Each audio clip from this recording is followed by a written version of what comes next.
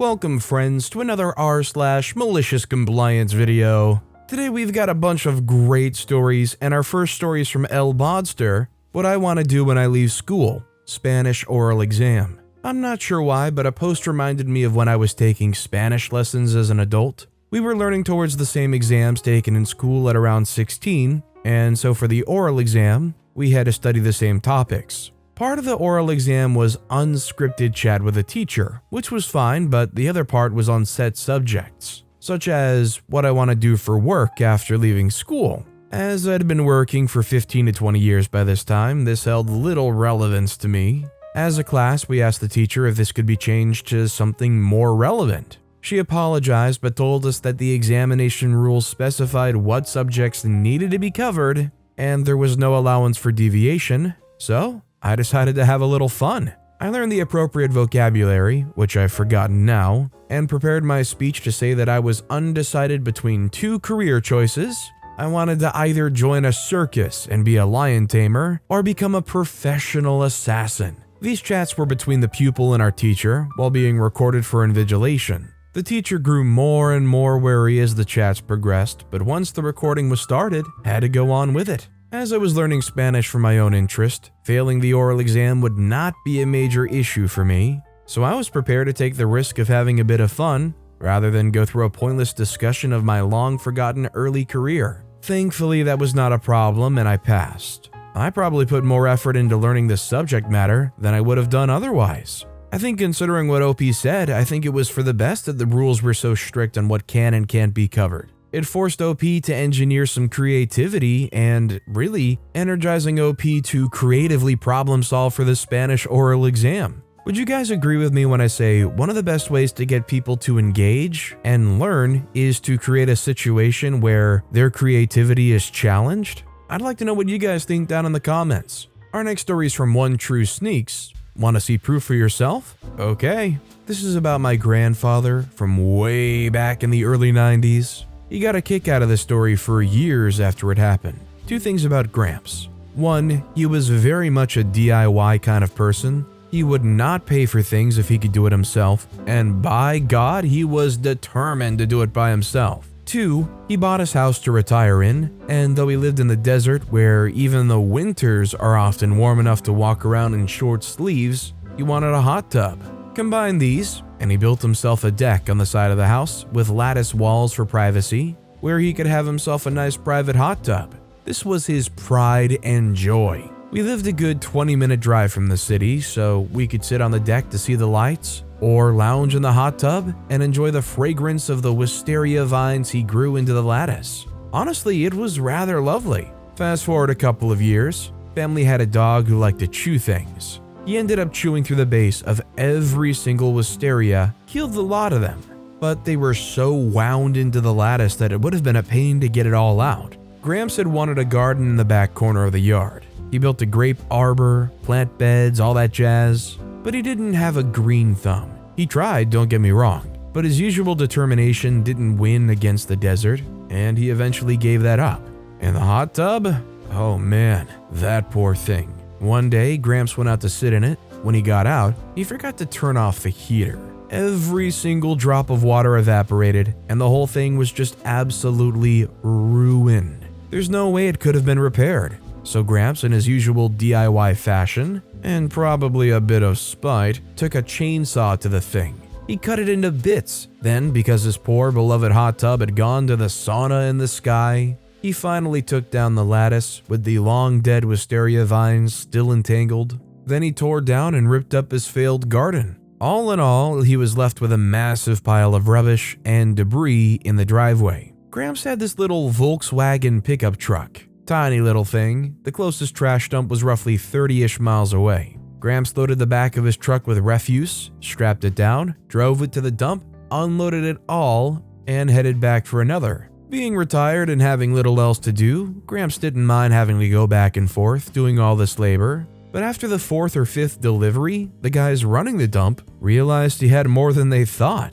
They tried to tell him that he couldn't keep bringing it all there since they don't take commercial trash, only residential. He insisted it was from his own home, he just had a lot of it. They refused to believe him and said that if he wanted to keep using their site, He'd have to let them follow him home to confirm. Sure thing, no skin off Gramps' nose. Now, one final bit of important information, the house is in the middle of nowhere. The roads were still dirt except for 3 or 4 main throughways. The neighborhood is surrounded by undeveloped land, and back then, there were a lot of people in the area with horses. The city would come through and grade the roads occasionally to smooth them out, but it always developed ruts, divots, and loose rocks. And generally with horse droppings everywhere. It was either late spring or early summer, so it's hot, dry, dusty, and smelly. Gramps, in his sturdy little truck, didn't care. He led those guys up the main road, down the dirt back roads,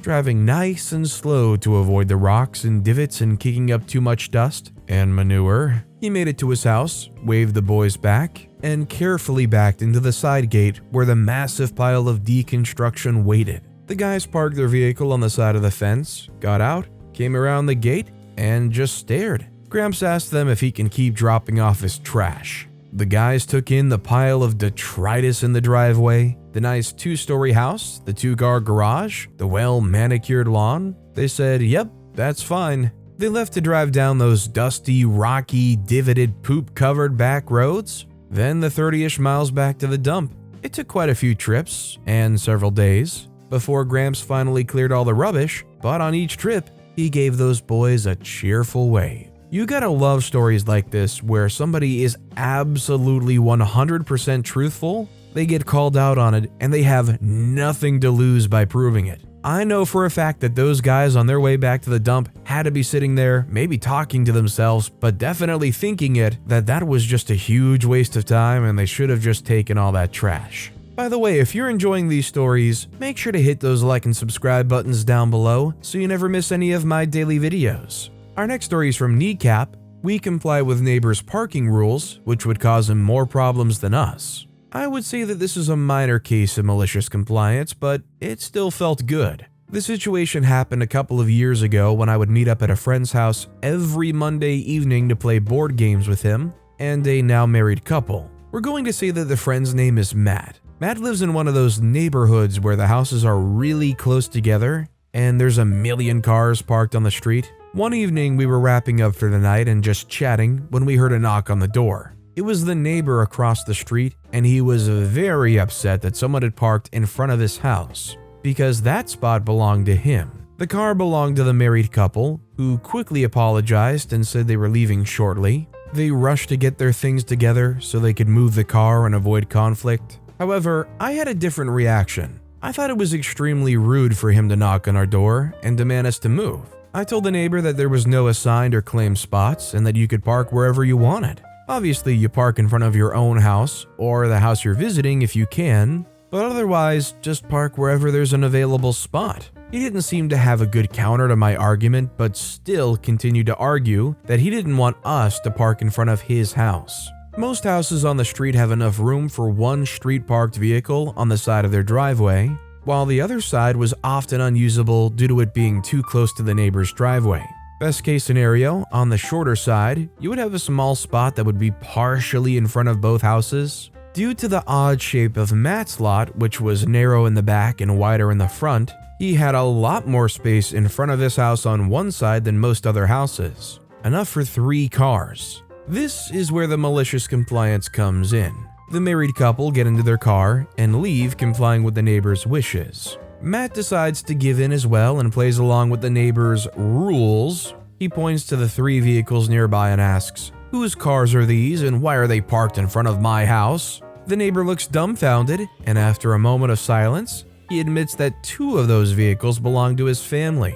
Matt replies, "So according to your rules, you shouldn't be parking in front of my house." The neighbor looked stunned, as his rules were actually going to hurt him much more than they would hurt us. Matt only had to worry about his and his roommate's car, which would both fit in his driveway. He only needed street parking when people would occasionally come over. The neighbor had a full driveway and 3+ cars on the street that he needed spots for on a daily basis. He didn't have enough street spaces that would clearly belong to him using his rules. The neighbor walked away in defeat, but apparently argued more with Matt after I left. The pandemic hit shortly after, and we canceled our in-person game nights and I'm pretty sure the neighbor continued to park in front of other people's houses, which is what everyone else does there anyways. This is definitely one of those situations where you're just really annoyed at the other person. Call them out and let them know how little you feel about their rules, how much you care for them, and how much of a hypocrite they truly are.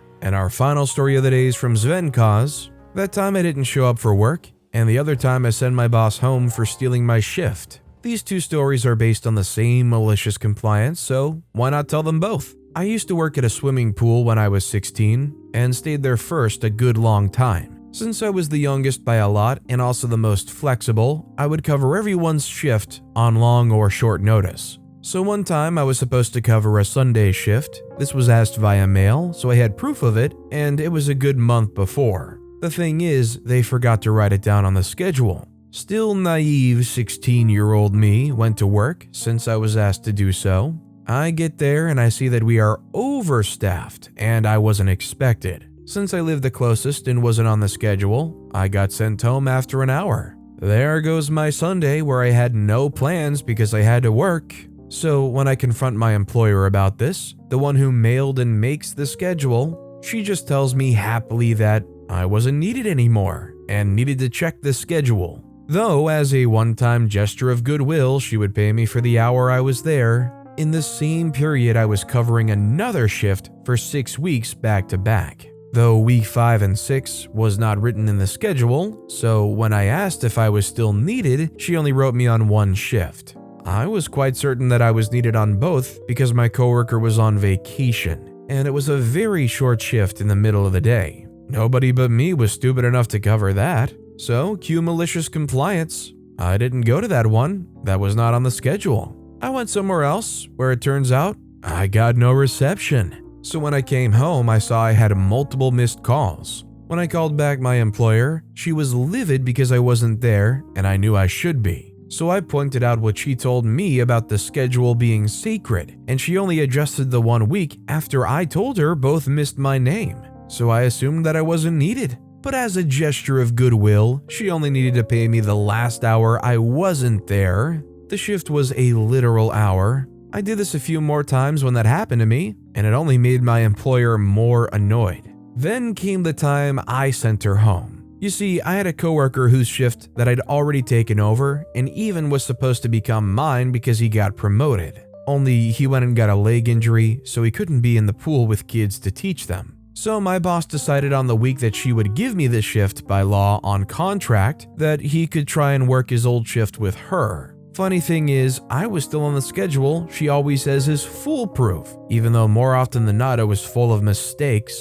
So I get there and they're already working my shift in another route. Since I had to combine it with my own, I did things in a different order. So I run into them quite late in the progress of it. She asked me why I was there since it wasn't my shift and stuff. I tell her it is. She gave it to me in writing and I was on the schedule. She said it was technically his still, and since it wasn't on my contract yet, it would be reverted to him now since he couldn't do his new job for at least 2 months. I told her that the policy is that whoever's on the schedule has the right to work, and she should go home and give my colleague sick leave. This is a law here, so I wasn't screwing my coworker. She met me halfway and let me do the shift with him. I did have to come to her office the next day, so I went, and naturally she was still mad, told me she wouldn't change my contract. I reminded her she had to by law. She didn't care. I resigned on the spot. My contract stated I had to stay a month.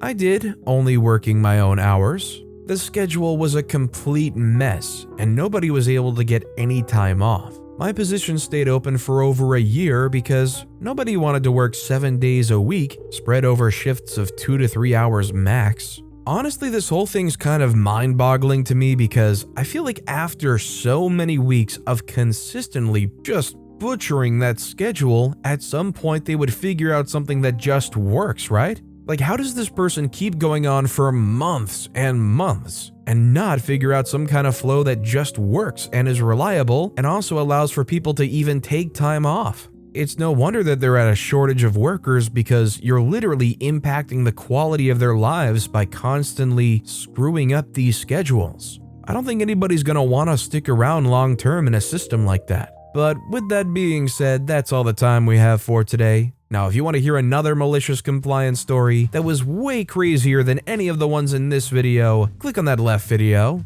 Or, if you missed my latest video, check out the one on the right. That said, I'll see you all next time with some more stories.